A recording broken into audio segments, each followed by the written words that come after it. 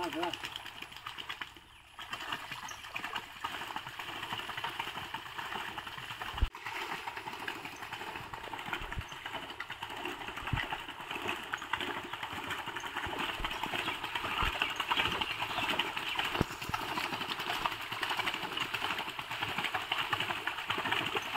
নাম শ্ৰী সুভাষী শৰ্মা মই শিৱসাগৰ জিলাৰ হলগুৰি গাঁৱৰ বাসী মই ইণ্ডিয়ান বুকছ অফ ৰেকৰ্ডত 2023 চনৰ ছেপ্টেম্বৰ মাহৰ 27 তাৰিখে নিজৰ নাম অন্তৰ্ভুক্ত কৰিবলৈ সক্ষম হৈছিলোঁ আৰু এই ইণ্ডিয়া বুকছ অফ ৰেকৰ্ডৰ কিতাপটো মোক দিছিলে 8টা যন্ত্ৰৰ বাবে তাৰ ভিতৰত আছে মৰণা মৰা যন্ত্ৰ ৰুটি বেলা সবজি কটা উচ্চতা জোখা আৰু এখন পানীত চলা চাইকেল এনে ধৰণে 8টা মডেলৰ ওপৰত মোক এই কিতাপটো দিয়া হৈছিল এই যিখন পানীত চলা চাইকেল এই পানীত চলা চাইকেলখন মই নিৰ্মাণ কৰিছিলোঁ নিজৰ আত্মসন্তুষ্টিৰ বাবে আৰু মনোৰঞ্জনৰ বাবে কিয়নো মই এই কামসমূহ কৰি অত্যন্ত সুখ অনুভৱ কৰোঁ হৰুৰে পৰা মই এই দিশটোৰ লগতো জড়িত হৈ আছিলোঁ যিহেতুকে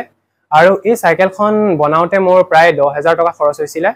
যদিহে আমি ইয়াৰ আৰু উন্নত মানদণ্ডৰ কৰোঁ তেনেহ'লে ই নিশ্চিতভাৱে বানপীড়িত অঞ্চলৰ বাবে সহায়ক হ'ব আমি দেখা পাইছোঁ যে চৰকাৰে বিভিন্ন ধৰণৰ ক্ষেত্ৰত আঁচনিসমূহ লৈছে কিন্তু মই এটাই অনুৰোধ জনাম মই নিজৰ ব্যক্তিগতভাৱে ক'বলৈ যোৱা নাই কিয়নো মই এষাৰি কবিতা কৈছোঁ যে অনন্ত বিশ্বৰ অসংখ্য ধূলিৰ এটি মাত্ৰ ধূলিকণা মই এনেকুৱা বহুতো ধূলি আছে যিবোৰ আমাৰ অঞ্চলসমূহত সিঁচৰিত হৈ আছে তেওঁলোকক উলিয়াই আনি এখন মঞ্চত যাতে চৰকাৰে উপস্থাপন কৰিব পাৰে তেওঁলোকক সুবিধা দিয়ে যাতে এই বিষয়টোৰ ওপৰত তেওঁলোক আগবাঢ়ি যাব পাৰে মই চৰকাৰৰ প্ৰতি এইটোৱে অনুৰোধ জনাম ইণ্ডিয়া বুকৰ ৰেকৰ্ড কৰিবলৈ সক্ষম হয় তেতিয়া মই যথেষ্ট আনন্দ হৈছিলোঁ এই কামবিলাক কৰোঁতে যথেষ্ট পইচাৰ দৰকাৰ হয় অৰ্থৰ অভাৱ হয় অৰ্থ লাগে অৰ্থৰ অভাৱত কিছু কাম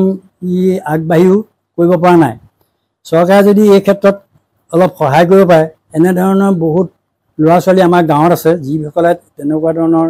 বস্তু বনাই ওলাই যাব চৰকাৰৰ সাহায্য পালে তেওঁলোকেও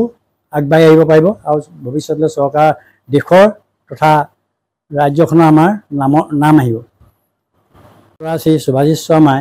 সৰুৰে পৰাই এই কিছুমান বৈজ্ঞানিক দিশৰ কামবিলাক কৰিবলৈ বৰ আগ্ৰহ কৰি আছিলে কিন্তু মোৰ এজন মই ৰিটায়াৰ্ড শিক্ষক মোৰ অৰ্থৰ অভাৱৰ কাৰণে মই তাক কওঁ ইমানবোৰ টকা পইচা দি খৰচ কৰি ইমানবোৰ কি লাভ হ'ব সি কিন্তু এইবোৰ কথাত মন নিদি দৃঢ়তাৰে এই কামবিলাক কৰিবলৈ ধৰিলে